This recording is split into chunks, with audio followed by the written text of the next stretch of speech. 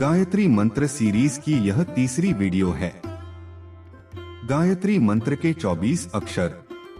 गायत्री महामंत्र में संपूर्ण जड़ चेतनात्मक जगत का ज्ञान बीज रूप से पाया जाता है।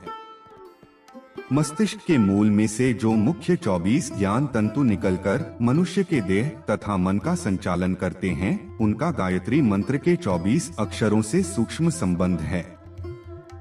गायत्री के अक्षरों के विधिवत उच्चारण से शरीर के भिन्न भिन्न स्थानों में पाए जाने वाले सूक्ष्म चक्र, मातृका, ग्रंथियां, पीठ, स्थान आदि जागृत होते हैं।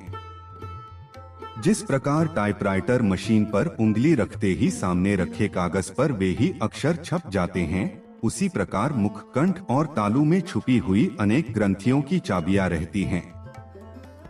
गायत्री अक्षरों का क्रम से संगठन ऐसा विज्ञानानुकूल है कि उन अक्षरों के उच्चारण से शरीर के उन गुप्त स्थानों पर दबाव पड़ता है और वे जागृत होकर मनुष्य की अनेक सुषुप्त शक्तियों को कार्यशील बना देते हैं। गायत्री मंत्र के भीतर अनेक प्रकार के ज्ञान विज्ञान छुपे हुए हैं। अनेक प्रकार के दिव्य अस्त्र शस्त्र, बहुमूल्य धातुएं बनाना, जीवन दात्री औषधियां, रसायन तैयार करना, वायुयान जैसे यंत्र बनाना, शाप और वरदान देना, प्राण विद्या, कुंडलिनी चक्र, 10 महाविद्या, महामात्रिका, अनेक प्रकार की योग सिद्धियां गायत्री विज्ञान के अंतर्गत पाई जाती है। उन विधाओं का अभ्यास करके हमारे पूर्वजों ने अनेक प्रकार की सिद्धि रिद्धियां प्राप्त की थीं। आज भी हम गायत्री साधना द्वारा उन सब विधाओं को प्राप्त करके अपने प्राचीन गौरव का पुनर्स्थापन कर सकते हैं। गायत्री सनातन अनादि काल का मंत्र है। पुराणों में बताया गया है कि सृष्टिकर्ता ब्रह्मा जी को परमेश्वर द्वारा गायत्री मंत्र की प्राप्ति हुई थी। उसी मंत्र की साधना करके उनको सृष्टि रचने की शक्ति मिली थी। गायत्री के जो 4 चरण प्रसिद्ध हैं, उन्हीं की व्याख्या स्वरूप ब्रह्मा जी को 4 वेद मिले हैं और उनके 4 मुख हुए थे। इसमें संदेह नहीं कि जिसने गायत्री के मर्म को भली प्रकार जान लिया है, उसने चारों वेदों को जान लिया। गायत्री साधना करने से हमारे सूक्ष्म शरीर और अंतःकरण पर जो मल विक्षेप के आवरण जमे होते हैं, वे दूर होकर आत्मा का शुद्ध स्वरूप प्रकट होता है। आत्मा के शुद्ध स्वरूप द्वारा ही सब प्रकार की समृद्धियां और संपत्तियां प्राप्त हो सकती हैं। दर्पण की तरह आत्मा को शुद्ध बनाने से उसके सब प्रकार के मल दूर हो जाते हैं और मनुष्य अंतःकरण निर्मल प्रकाशवान बनकर परमेश्वर की समस्त शक्तियों, समस्त गुणों, सर्व सामर्थ्यों, सब सिद्धियों से परिपूर्ण हो जाता है। गायत्री के तत्वरूप 24 वर्ण में 24 प्रकार की आत्म तत्व रूपता स्थित हैं। 24 तत्व के बाहर और भीतर रहकर उसे अपने अंतर में स्थित करने से मनुष्य अंतर्यामी बन जाता है। सब ज्ञानों में से यह अंतर्यामी विज्ञान सर्वश्रेष्ठ है, जो गायत्री की साधना द्वारा ही प्राप्त होता है। जो आत्मा के भीतर है और आत्मा के बाहर भी विद्यमान है, जो आत्मा के भीतर और बाहर रहकर उसका शासन करता है, वही वास्तविक आत्मा है, वही अमृत है, वही अंतर्यामी है। सर्वांतर्यामी आत्मा संपूर्ण ब्रह्मांड का आयतन अर्थात प्रतिष्ठा है। ऐसा निश्चय होने के पश्चात ब्रह्मांड के 24 तत्वों का आकलन करना संभव हो जाता है। इस प्रकार अन्य सब विज्ञान अंतर्यामी विज्ञान से न्यून श्रेणी के हैं। इस बात की पुष्टि में योगी याज्ञवल्क्य में कहा गया है कि जो स्वयं अदृष्ट, अश्रुत, अमूर्त, अविज्ञात है, वही अंतर्यामी है, वही अमृत स्वरूप है और इसी कारण वह तुम्हारे, मेरे और अन्य सबके आत्माओं का पूज्य है।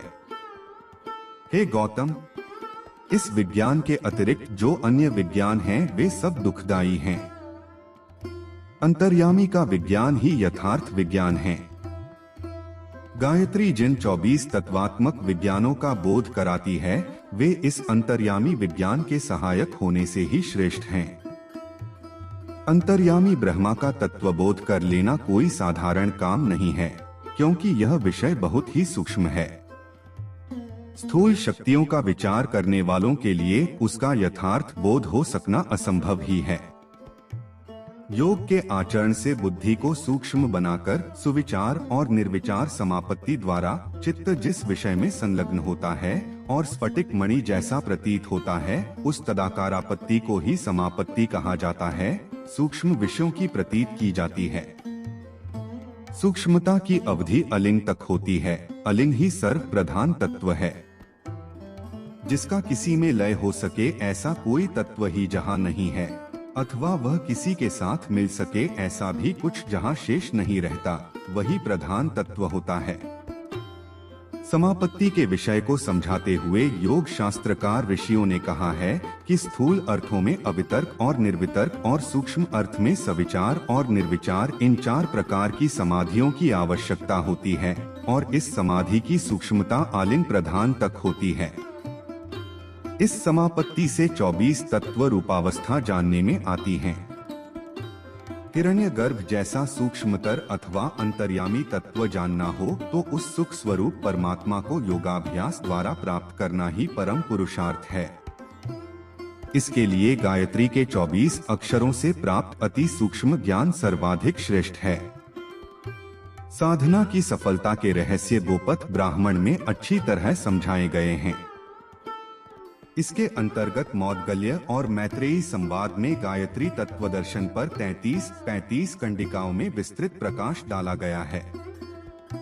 मैत्रेयी पूछते हैं, सवितुर्वरेण्यम भर्गो देवस्य कवयः किश्चित आहुः, अर्थात हे भगवान, यह बताइए कि सवितुर्वरेण्यम भर्गो देवस्य इसका अर्थ सूक्ष्मदर्शी विद्वान क्या करते हैं। इसका उत्तर देते हुए मौद्गल्य कहते हैं, सवित प्रविश्यताः प्रयोद्यात् यामित्र एति, अर्थात सविता की आराधना इसलिए है कि वे बुद्धि क्षेत्र में प्रवेश करके उसे शुद्ध करते और सत्कर्म परायण बनाते हैं। वे आगे और भी कहते हैं, कवय देवस्य सवितुः वरेण्य भर्ग अन्न पाहु, अर्थात तत्वदर्शी सविता का आलोक अन्न में देखते हैं। अन्न की साधना में जो प्रखर पवित्रता बढ़ती जाती है उसे सविता का अनुग्रह समझा जा सकता है। आगे और भी स्पष्ट किया गया है, मन एवं सविता वाक्री सावित्री, अर्थात परम तेजस्वी सविता जब मन क्षेत्र में प्रवेश करते हैं जो जिह्वा को प्रभावित करते हैं और वचन के दोनों प्रयोजनों में जिह्वा पवित्रता का परिचय देती है। इस तथ्य को आगे और भी अधिक स्पष्ट किया गया है, प्राण एव सविता अन्न सावित्री, यत्र येव सविता प्राणस्तरन्नम, यत्र वा अन्न तत् प्राण इत्येते, अर्थात सविता प्राण है और सावित्री अन्न। जहाँ अन्न है वहाँ प्राण होगा और जहाँ प्राण है वहाँ अन्न। प्राण जीवन, जीवट, संकल्प एवं प्रतिभा का प्रतीक है। यह विशिष्टता पवित्र अन्न की प्रतिक्रिया है। प्राणवान व्यक्ति पवित्र अन्न ही स्वीकार करते हैं एवं अन्न की पवित्रता को अपनाए रहने वाले प्राणवान बनते हैं। सविता सूक्ष्म भी है और दूरवर्ती भी, उसका निकटतम प्रतीक यज्ञ है। यज्ञ को सविता कहा गया है। उसकी पूर्णता भी एकाकीपन में नहीं है। सहधर्मिणी सहित यज्ञ ही समग्र एवं समर्थ माना गया है। यज्ञ पत्नी दक्षिणा है। दक्षिणा को सावित्री कह सकते हैं। 33वीं कंडिका में कहा गया है, यज्ञ एवं सविता दक्षिणा सावित्री, अर्थात यज्ञ सविता है और दक्षिणा सावित्री। इन दोनों को अन्योन्याश्रित माना जाना चाहिए। यज्ञ के बिना दक्षिणा की और दक्षिणा के बिना यज्ञ की सार्थकता नहीं होती है। यह यज्ञ का तत्वज्ञान उदार परमार्थ प्रयोजनों में है। यज्ञ का तात्पर्य सत्प्रवृत्तियों के अभिवर्धन में योगदान करना है। गायत्री जप की पूर्णता कृत्य द्वारा होती है। इसका तत्वज्ञान यह है कि पवित्र यज्ञीय जीवन जिया जाए, साथ ही सविता देवता को प्रसन्न करने वाली उसकी प्रिय पत्नी दक्षिणा का भी सत्कार किया जाए। यहाँ दुष्प्रवृत्तियों के परित्याग और सत्प्रवृत्तियों के अभिवर्धन करने के निमित्त किए गए संकल्पों को ही भाव भरी दक्षिणा, देव दक्षिणा समझा जाना चाहिए। गायत्री उपासना में सफलता असफलता मिलने की पृष्ठभूमि में शास्त्रोक्त क्रिया कृत्यों का जितना महत्व है, उससे भी अधिक उस तत्वज्ञान का है जिसमें साधक को व्यक्तित्व परिष्कृत करने के लिए मन, बुद्धि और आहार को पवित्र बनाने तथा सत्प्रवृत्तियों के संवर्धन में प्रबल प्रयत्न करने वाली बात भी सम्मिलित है। गायत्री उपासना की दिनचर्या क्रम पद्धति ऐसी होनी चाहिए जिसे ब्रह्म कर्म तप साधन कहा जा सके। कहा गया है कि इदम ब्रह्मा ह श्रियं प्रतिष्ठाम एवनम ऐक्षत, अर्थात ब्रह्मा ने गायत्री में शोभा, संपदा और कीर्ति के सभी तत्व भर दिए, किंतु साथ ही यह भी प्रावधान रखा कि सावित्र्या ब्राह्मणम सृष्ट्वा तत् सावित्री पर्यप्तात्, अर्थात उसन गायत्री को धारण कर सकने में समर्थ ब्राह्मण को सृजा और उसे सावित्री के साथ बांध दिया। ब्राह्मण वंश से नहीं, ऐसे कर्म करने से बनता है जिनमें सत्य और तप का व्रत जुड़ा हुआ है। गोपद की इसी कंडिका में इस तथ्य को प्रकट करते हुए कहा गया है, कर्मणा तपः तपसः सत्यम सत्येन ब्रह्मा ब्रह्मणा ब्रह्मणाम ब्रह्मणेन व्रतम समद्धा, अर्थात सत्कर्मों को तप कहते हैं, तप से सत्य की प्राप्ति होती है, सत्य ही ब्रह्मा है, ब्रह्मा को धारण करने वाला ब्राह्मण, ब्राह्मण वह जो आदर्श पालन का व्रत धारण करे, ऐसे ही व्रतधारी ब्राह्मण को गायत्री की प्राप्ति होती है। शालीनता एवं तपश्चर्या की बात पढ़ते सुनते यो सोचते रहने से काम नहीं चलता। सदाचरण को व्रत रूप में जीवन क्रम में अविच्छिन्न रूप से समाविष्ट रखा जाना चाहिए। इस परिपालन के आधार पर ही ब्रह्मतेज प्रखर होता है और गायत्री तत्व की उपलब्धि में कृत्य होने का अवसर मिलता है। मौद्गल्य कहते हैं, व्रतेन वै ब्राह्मणः संचितः भवति अशून्य भवति अविच्छिन्नस्य तंतु अविच्छिन्न जीवन भवति, अर्थात व्रत से ब्राह्मणत्व मिलता है, जो ब्राह्मण है वही मनीषी है, ऐसा व्यक्ति समृद्ध और समर्थ रहता है, उसकी परंपरा छिन्न नहीं होती और मरण सहज पड़ता है।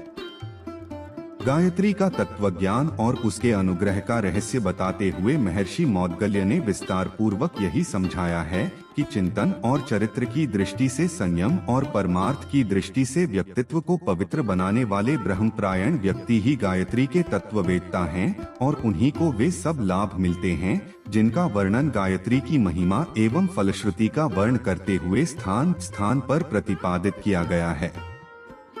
इस रहस्य के ज्ञाता की ओर संकेत करते हुए गोपथ ब्राह्मण का ऋषि कहता है, यह एवं वेद यह च एवं विद्वान एवं एतम व्याचष्टे, जो इस पवित्र जीवन समेत की गई सावित्री का आश्रय लेता है वही ज्ञानी है, वही मनीषी है, उसी को पूर्णता प्राप्त होता है। मानवी सत्ता से लेकर विस्तृत ब्रह्मांड में समान रूप से व्याप्त त्रिपदा गायत्री को भुवनेश्वरी रूप सर्वविदित है। गायत्री 20 कार है, उसकी सत्ता तीनों लोक भूर्भुवः स्वः लोकों में संव्याप्त है। साधक के लिए उसे 24 अक्षर सिद्धियों एवं उपलब्धियों से भरे पूरे हैं। इन अक्षरों में सन्निहित प्रेरणाओं को अपनाने वाले साधक निश्चित रूप से आप्तकाम बनते हैं और उस तरह खिन्न उद्विग्न नहीं रहते जिस तरह के लिप्सा लालसाओं की अनुपयुक्त कामनाओं की आग में जलते भुनते हुए शोक संताप सहते हैं। इस तथ्य को रुद्रयामल में इस प्रकार प्रकट किया गया है, गायत्री त्रिपदा देवी त्र्यक्षरी भुवनेश्वरी, चतुर्विंशाक्षरा विद्या सा चैवाभीष्ट देवता। रुद्रयामल 3 पद वाली तथा 3 अक्षर भूर्भुवः स्वः युक्त समस्त भुवनों की अधिष्ठात्री 24 अक्षर वाली पराविद्या रूप गायत्री देवी सबको इच्छित फल देने वाली है। स्पष्ट है कि गायत्री के तत्वज्ञान को हृदयंगम करके उसके अनुसार पद्धति अपनाने वाले साधकों के लिए कुछ भी दुर्लभ नहीं है। मित्रों, यह इस सीरीज का तीसरा वीडियो है। अगर आपको गायत्री मंत्र की यह हमारी पूरी सीरीज देखनी है तो डिस्क्रिप्शन व आई बटन में जाकर देख सकते हैं। और यह प्रस्तुति आपको कैसी लगी कृपया अपने विचारों को कमेंट बॉक्स में जरूर व्यक्त करें। अगर वीडियो अच्छी लगी हो तो वीडियो को लाइक करें और अपने मित्रों व सगे संबंधियों के साथ जरूर साझा करें। चैनल को जरूर सब्सक्राइब करें, हम ऐसे ही वेदांत आपके सामने लाते रहेंगे। तब तक के लिए ओम तत्व सत्य।